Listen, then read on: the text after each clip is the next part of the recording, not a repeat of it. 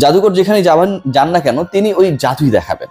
আবার কৃষককে আপনি যদি মহাশূন্য পাঠিয়ে দেন তিনি চেষ্টা করবেন ওখানটায় ফসল ফলানোর জন্য। আমিনুল ইসলাম বুলবুলকে আপনারা কৃষক বলবেন নাকি ম্যাজিশিয়ান বলবেন, এটা নিয়ে একটা তর্ক হতেই পারে। এসএসসি তে দায়িত্ব পালন করেছেন, আইসিসি তে দায়িত্ব পালন করেছেন, বাংলাদেশ ক্রিকেট বোর্ডের বসের দায়িত্বে এই মুহূর্তে তিনি এখানটায় দায়িত্ব পালন করতে এসেও তিনি ফসল ফলিয়েছেন, ম্যাজিক দেখিয়েছেন। ভারত পাকিস্তান দ্বৈরথ নিয়ে আমরা সবাই জানি, কেউ কাউরে দেখতে পারে না। মানে থাকে না ওই যে আমরা বিভিন্ন বাংলা মুভি দেখতাম যে দুই সতীনের সংসার, কেউ কাউরে পছন্দ করে না, অনেকটা সেরকম। ভারত ডানে গেলে পাকিস্তান বামে যায়, পিসিসিআই যদি বামে যায় পিসিবি ডানে যায়। এজিএম কে কেন্দ্র করে এশিয়ান ক্রিকেট কাউন্সিলের যেই টানাপোড়েন তৈরি হয়েছিল সেখানটায় ভারত অ্যাটেন্ড করবে না। বিসিসিআই সাফ জানিয়ে দিচ্ছে বাংলাদেশে এজিএম তারা মানে না। বিভিন্ন গণমাধ্যমে সেই খবর এসেছে। এমন একটা পর্যায়ে মনে করা হচ্ছিল যেটা বাতিল বা স্থগিত হতে পারে, জাতীয় দৈনিকগুলোতে নিউজ এসেছে। আমিনুল ইসলাম বুলবুল পিসিবির এজিএম করার যে ভেন্যু হিসেবে বাংলাদেশকে চুজ করা সেটাকে মেনে নিয়ে পাকনামি করেছেন, এরকম বক্তব্য এসেছে। শেষ পর্যন্ত তিনি জাদু দেখালেন। ভার্চুয়ালি ইন্ডিয়া অ্যাটেন্ড করবে, আফগানিস্তান এসে গেছে, শ্রীলঙ্কাকে নিয়ে কনফিউশন ছিল, তারাও অনবোর্ড। যেটা আইসিসি করতে পারেনি, ইন্ডিয়া পাকিস্তানকে এক করতে পারে নাই। কোনো ব্যাপারে ভারত না করেছে, পাকিস্তান হ্যাঁ বলেছে। এই ব্যাপারগুলোকে কখনোই আইসিসি পর্যন্ত সমাধান করতে পারেনি, সেটা করে দেখিয়েছেন আমাদের ম্যাজিশিয়ান বুলবুল। এই আলোচনার ডিটেলস আমি যাচ্ছি, লাভ ক্ষতি নিয়ে যাচ্ছি। তার আগে আরেকটা ব্যাপার একটু আপনাদেরকে বলি, সেটা হচ্ছে বাংলাদেশ ক্রিকেট দলের পারফরমেন্স নিশ্চয়ই দেখছেন।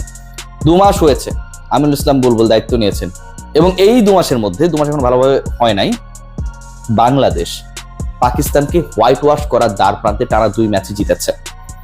শ্রীলঙ্কার বিপক্ষে পিছিয়ে পড়ে নিজেদের সবচেয়ে ডিসকমফোর্ট জোন যেটা টি20 ফরম্যাট, সেই ফরম্যাটে টানা 2 ম্যাচে জয় পেয়ে সিরিজ জিতেছে। স্মার্ট ক্রিকেট খেলেছে, চাকা অল ইন ওয়ানের মতো, যা স্মার্ট এনজাইমার কালার গার্ড ফর্মুলা আপনার কাপড়কে ধবধবে পরিষ্কার করবে মাত্র 75 টাকায়। বাংলাদেশ দল যে কাজটা করে দেখিয়েছে, এই কাজটা কিন্তু এই দলটাই ঠিক যখন আমিনুল ইসলাম বুলবুলের পূর্বসূরি প্রখ্যাত ফারুক আহমেদ ছিলেন তখন করতে পারছিল না। বাংলাদেশ দল তার সময় মাত্র 12.5% ম্যাচ জিতেছে, সেই দলটা বদলে গেছে, টানা 4টা টি20 জিতেছে, শ্রীলঙ্কার বিপক্ষে 2টা, পাকিস্তানের বিপক্ষে 2টা, টানা 2টা সিরিজ জয় পেয়েছে। সেই সময় বাংলাদেশ এই জয়গুলো পেল যখন সামনে এশিয়া কাপ হবে, সেই সময় বাংলাদেশ এই জয়গুলো পেল যখন টি20 ফরম্যাটের বিশ্বকাপটা ভারতে হবে ফেব্রুয়ারিতে। খেয়াল করে দেখবেন যে এই আলোচনাটা আমি যখন করছি তখন কিন্তু এশিয়া কাপের ভবিষ্যৎটাও যেটা অনেকটাই দোদুল্যমান অবস্থায় চলে গিয়েছিল, কারণ এসিসির যে এজিএম ইন্ডিয়া যদি অ্যাটেন্ড না করে, তারা যদি ডিনাই করে to be the participant of this AGM, তাহলে এশিয়া কাপ চলে যাবে। এশিয়া কাপ হবে না, যেটা সেপ্টেম্বরে ইউএইতে হওয়ার কথা সেটা হবে না। কেন হবে না?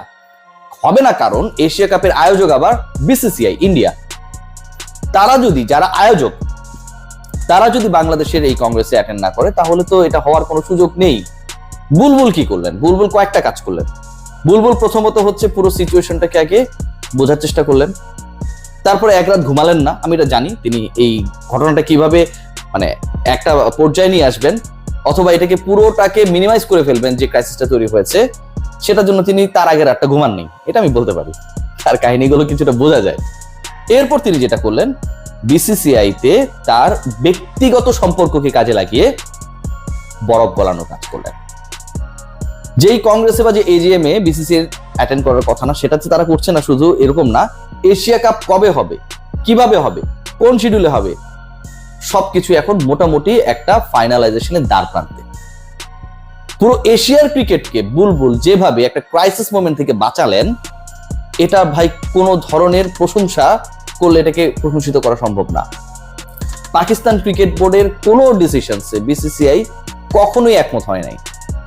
বাংলাদেশের সাথে ভারতের বিশাল টানাপোড়েন রাজনৈতিকভাবে, ক্রিকেটীয় টানাপোড়েন এমন এক পর্যায়ে চলে গেছে যে আগস্টে তাদের যে ম্যাচেসগুলো খেলার কথা ছিল শর্টের ভার্সনে বাংলাদেশে এসে, সেগুলো তারা 2026-এর অগাস্ট সেপ্টেম্বরে নিয়ে গেছে।